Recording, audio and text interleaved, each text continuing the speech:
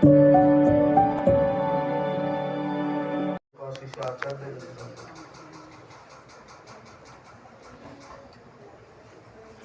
सम्माननीय नीतिक मंडली, जाजक अधुर्व कर्मी मंडली, इष्टपाण गुरुभ्राता माँ माने समस्त मोर सप्रीति रा आनंदित जय। सुंदर भाव भजन कीर्तन कोरस समापन होइछि। भाई सत्संग उद्देश्य संपर्क में अवगत कराइले। से ये व्यवसाय अनुष्ठान टी उत्तरोत्तर मंगल कामना करुछि। ठाकुरंकर व्यवसाय पंचनीति अनुसरण करी व्यवसाय कले ठाकुर कहते में सेट हो व्यवसायटा एते बड़ जिनस आमे ताको वर्णना कले बहुत समय लगे। व्यवसाय माने व्यवहार, व्यवहार जदि ठीक रहिला, कथार जो खिलाफ न करिबा, केतेटा नीति अच्छी सचोट हवा, सदाचारी हवा, मिष्टभाषी हवा, इष्टवती परायण तो अच्छी, तार हिसाब किताब ठीक ठाक रखिबा एवं सुपरिचालना करिबा, पर्यवेक्षण करिबा, फॉलोअप करिबा एवं लाभर एक चतुर्थांश को मूल मिसेबा इत्यादि इत्यादि कथा आपण मैंने सब जानी। मु माँ को मामुहर कथा कहया व्यवसाय पंचनीति जो माने पालन करछंदी से माने केते जे आगे जाइछन तार कल्पना नाही। बहु लोकंकर भूरी भूरी उदाहरण रही।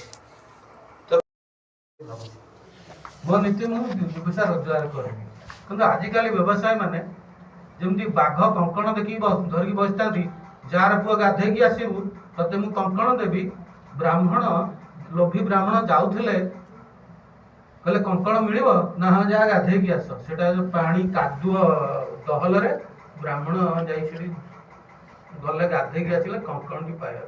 जमीती ता भितर गले से कादुआ रे पशिगले, बाघ ताऊ खाइला। एमती बाघ माने व्यवसाय माने व्याघ्र भली बसिचंदी, केमिति गराख आसे ताको झुण झुणिक खाइ। से ठाकुर कहले से काम करिबो। मानुष आपनार टाका पर जत पारिस मानुष धर।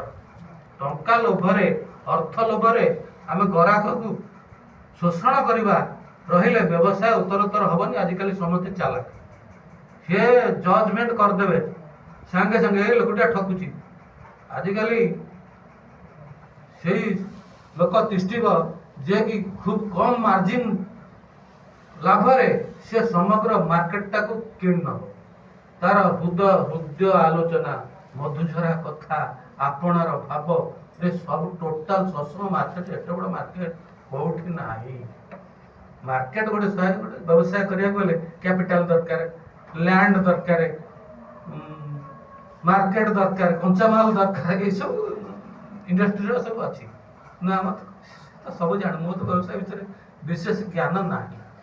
ट्रांसपोर्टेशन दरकार, ये सब टोटाल हिसाब करी और अल्प लाभ हो, अल्प लाभ हो भी ता भितर समग्र मार्केटा को हाथ बढ़ी एवं हृदय मधुझरा कथा कह कथा कहूबा गुड़ समतुल लगी जाऊ देह। अरे हम तो मार्केट जाऊँ ये भाईटर केते भल पाइबा, से भल पाइबार समस्त को आकर्षण करने को हम, हृदय को जीति ना हम।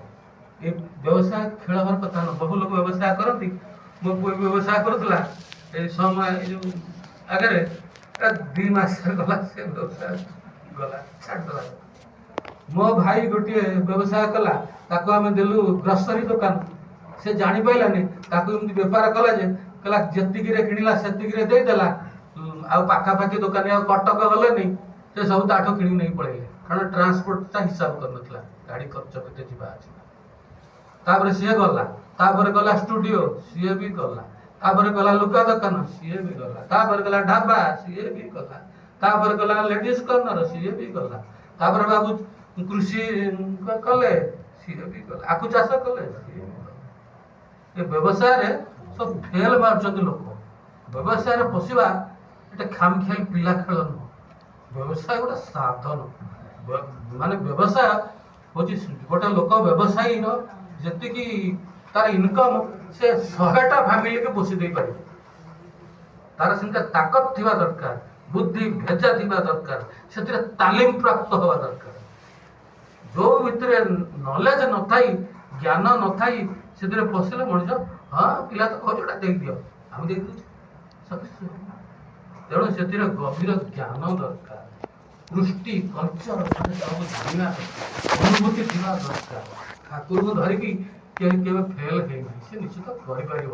ଠାକୁର ସେ ବୁଦ୍ଧିଦାତା, ସେ ପ୍ରେମର ସାଗର, ମଣିଷ ବୈଶିଷ୍ଟ୍ୟ ପାହାଳିଆ ପୁରମାଣ, ସେ ନିଶ୍ଚିତ ଭାବରେ ହାତ ଧରି ଚଲାର କାଇଦା ଶିଖେଇ ଦେବେ।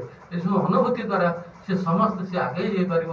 ମୁଁ ଠାକୁର ପାଖରେ ପ୍ରାର୍ଥନା କରେ ଉତ୍ତରୋତ୍ତର ଉନ୍ନତି ହଉ। ଏ ସଂସ୍ଥାର ଆଲୋଚନା ହେଉଥିଲା ଯେ ସବୁ କିଛି ରାଧାଙ୍କ ଉପରେ ଚାଲିଗଲା, ସବୁ କିଛି ଭଜନ କୀର୍ତ୍ତନ। ସେ ରାଧା କିଏ? ଆମେ ତାକୁ କୋଉଠି ପୁରାଣ ଶାସ୍ତ୍ରରେ ଘାଣ୍ଟିଲେ ରାଧା ପାଇବା ମୁସ୍କିଲ।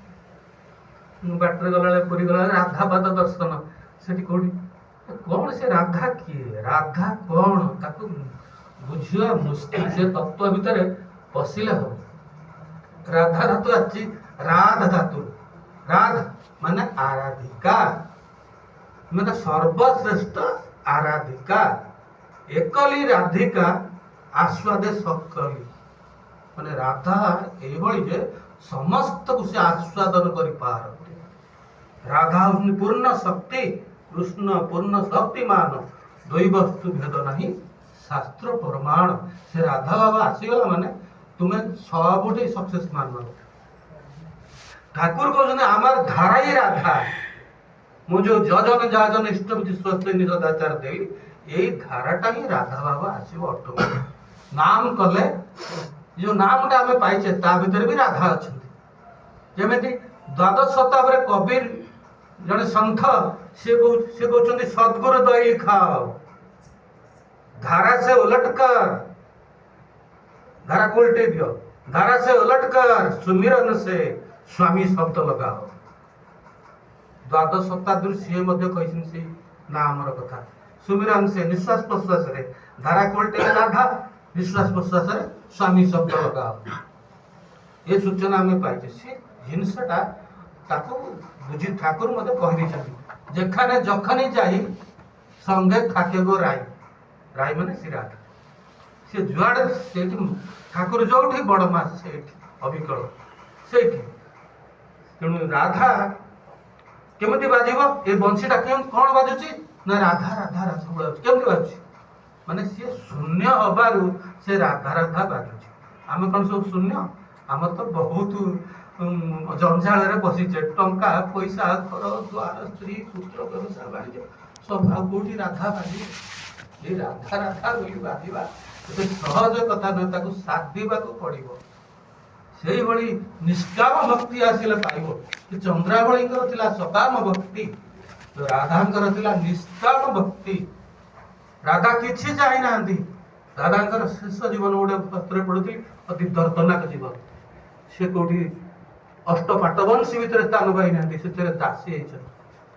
ଛଦ୍ମବେଶରେ ଯାଇ ସେ ଯୋଉ ରହୁଥିଲେ, ସେଟା କୋଉ ଜାଗା, ଶ୍ରୀକୃଷ୍ଣଙ୍କର ଯଦୁ ଯୋଉ ସେଠି ଦ୍ୱାରକା, ଦ୍ୱାରକାରେ ସେ ଦାସୀ ହେଇକି ରହିଲେ, କାରଣ ଟିକେ ଆଖି ବୁରିକି ଦେଖିବା ପାଇଁ, ଖାଲି ତାଙ୍କୁ ଦେଖିଦେବି ଏତିକି ଦେଖା, ସେଠି ଦେଖାରେ ସବୁ ପାଇଯାଉଥିଲା।